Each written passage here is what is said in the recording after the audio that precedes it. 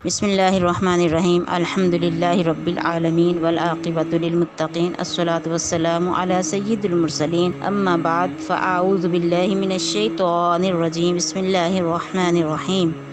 پارہ نمبر 4 سورہ آل عمران۔ اس پارے میں بھی 2 حصے ہیں، ایک سورہ آل عمران کا بقیہ حصہ اور کچھ حصہ سورۃ النساء کا اس پارے میں موجود ہے۔ پہلی آیت لن تنالوا البر حتى تنفقوا مما تحبون وما تنفقوا من شيء فإن الله به علیم۔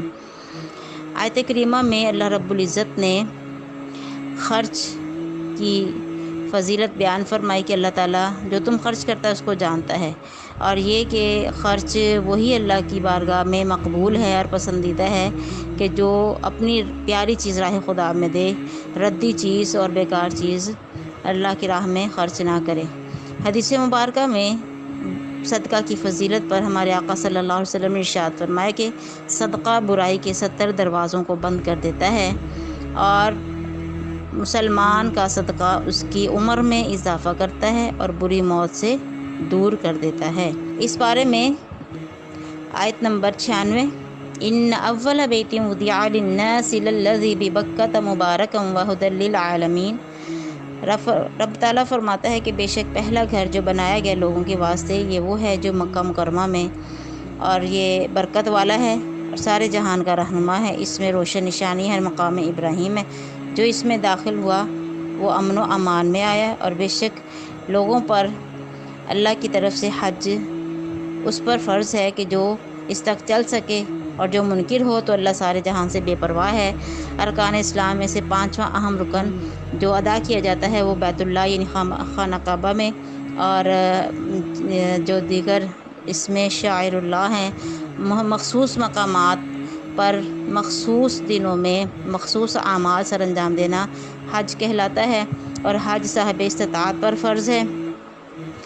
حج بہت اہم رکن ہے، اللہ تبارک و تعالیٰ نے مومنوں پر فرض کیا ہے۔ اس کی شرائط میں سلام بھی ہے، بلوغت بھی ہے، خرچ پر استطاعت رکھنا، اور عورت کے لیے خصوصاً محرم کا ہونا بھی ضروری ہے۔ یہ پہلی عبادت گاہ ہے جو اللہ تعالیٰ نے زمین پہ بنوائی، اور سب سے پہلے خانہ کعبہ کی تعمیر ہوئی اور اسی کا حج کیا جاتا ہے۔ اس میں روشن نشانیاں ہیں، مقام ابراہیم ہے، اس کی بڑی اہمیت ہے۔ یہ زمین کے مرکز میں قائم ہے اور یہ مرکزی کردار ادا کر رہا ہے۔ وَاعْتَصِمُوا بِحَبْلِ اللَّهِ جَمِيعًا وَلَا تَفَرَّقُوا، اور اللہ کی رسی مضبوط تھام لو، سب مل کر آپس میں پھٹ نہ جانا، یعنی فرقوں میں نہ بٹ جانا۔ آیت نمبر 103 سورہ آل عمران، اس میں اللہ رب العزت نے ارشاد فرمایا ہے کہ وَاعْتَصِمُوا بِحَبْلِ اللَّهِ، اللہ کی رسی کو مضبوطی سے تھامو۔ حبل اللہ سے مراد، مفسرین کرام فرماتے ہیں کہ حبل اللہ سے مراد حضور صلی اللہ علیہ وسلم کی آل پاک ہے، یعنی آل رسول کی غلامی، ہدایت اور نجات کا ذریعہ ہے، اور خود حضور کی ذات بھی حبل اللہ ہے۔ تو جو اس رسی کو مضبوطی سے تھام لے گا وہ کبھی بھی تفرقات کا شکار نہیں ہوگا۔ یہی جہنم سے بچانے والی ہیں اور یہی جنت میں پہنچانے والے ہیں، نبی پاک صلی اللہ علیہ وسلم کی ذات۔ اور پتہ چلا اس آیت کریمہ سے رکوع نمبر 3 شروع ہو رہا ہے، کنتم خیر امۃ اخرجت للناس، تم بہتر ہو ان سب امتوں میں جو لوگوں میں ظاہر ہوئیں، بھلائی کا حکم دیتے ہو اور برائی سے منع کرتے ہو۔ یعنی امت محمدیہ حضور صلی اللہ علیہ وسلم کی امت ہے، اور حضور کی نسبت سے یہ ساری امتوں کی سردار ہے، ساری امتوں سے بہترین امت ہے۔ اور اس کی وجہ اللہ تعالیٰ نے کیا بیان فرمائی کہ یہ لوگوں کو نیکی کا حکم دیتے ہیں اور برائی سے منع کرتے ہیں۔ پتہ چلا کہ ہر مسلمان کو مبلغ ہونا چاہیے، جو معلوم ہو جو دینی بات وہ دوسروں تک ضرور پہنچائے، تو اور یہ کہ اللہ پر اور اس کے رسول پر ایمان بھی رکھے۔ اس امت تک کا خاصہ تامرون بالمعروف ہے، یعنی امر بالمعروف و نہی عن المنکر ہے، اس کی بڑی اہمیت ہے۔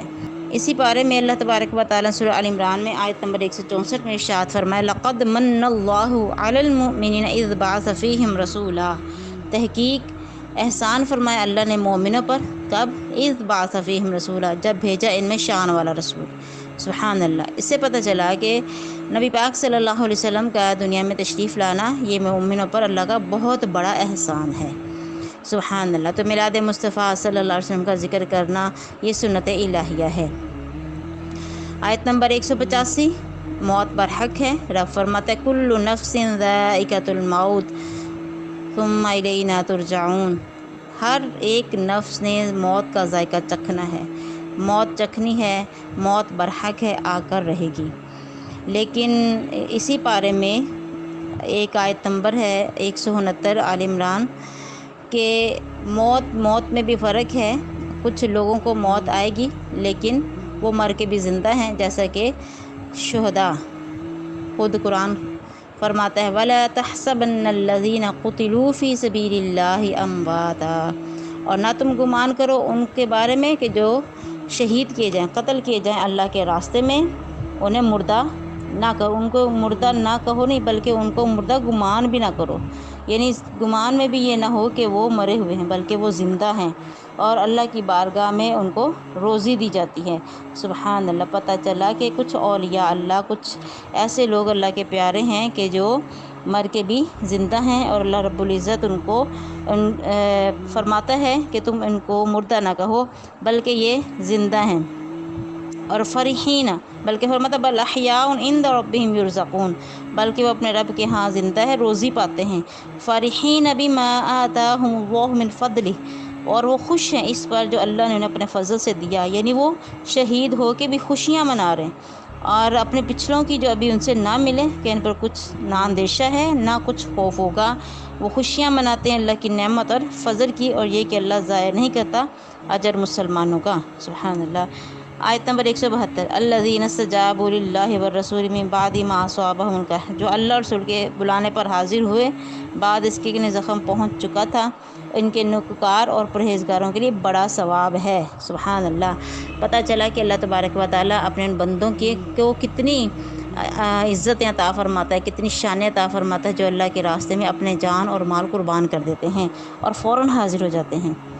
ایک آیت ہے، آیت نمبر 173 وقالوا حسبنا اللہ ونعم الوکیل، لوگوں نے کہا صحابہ کرام کو کہ تم پر ایک بہت بڑا جتھا یعنی کفار کا جو جنگ بدر میں شکست فاش ہو چکے تھے اور انتقام کی آگ میں جل رہے تھے، اور وہ چاہتے تھے کہ جلد از جلد ہم اپنا بدلہ لے لیں۔ تو جو 4 ہجری میں مقام بدر میں جو واقعہ ہوا، تو یہ جنگ احد سے 1 سال کے بعد جب ان کو ایک عظیم جتھے سے ڈرایا جانے لگا تو صحابہ نے کیا کہا؟ قالوا حسبنا اللہ ونعم الوکیل، بولے ہمیں اللہ ہی کافی ہے۔ سبحان اللہ۔ یہ وہ آیت ہے کہ اگر یہ آیت کسی بھی شدت میں، کسی بھی سختی میں، کسی بھی سخت مصیبت میں پڑی جائے تو اللہ رب العزت اس مصیبت کو ٹال دیتا ہے اور اللہ تبارک و تعالیٰ آسانیاں عطا فرما دیتا ہے۔ تو یہ جنگ بدر صغریٰ جس کو کہا جاتا ہے، اس کا بھی ذکر ہے، غزوہ بدر صغریٰ، یہ 4 ہجری میں ہوئی، اور اسی پارے میں غزوہ احد کا بھی ذکر ہے جو 15 شوال 3 ہجری کو لڑی گئی، اور اس میں 70 صحابہ کرام شہید ہوئے۔ مسلمانوں کی صحابہ کی تعداد 300 تھی اور کفار 3000 کی تعداد میں تھے، اور سخت جنگ جو ہے یہ لڑی گئی۔ اس میں مسلمانوں کو پہلے تو فتح حاصل ہوگی، لیکن بعد میں کفار نے پیچھے سے حملہ کیا درے پہ چڑھ کے، تو دوبارہ حملہ کرنے کی وجہ سے مسلمانوں کو شدید نقصان پہنچا، اور 700 افراد صحابہ کرام 700 افراد اس میں شامل تھے، اور کفار کی تعداد 3000 تھیں، جو کہ جن میں سے 700 زرہ پوش تھے اور 32 کفار اس میں قتل ہوئے۔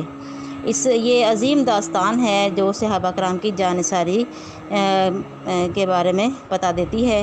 اسی غزوہ میں حضرت قتادہ رضی اللہ عنہ کی آنکھ کا ڈیلا نکل گیا تو حضور کی خدمت میں حاضر ہوئے۔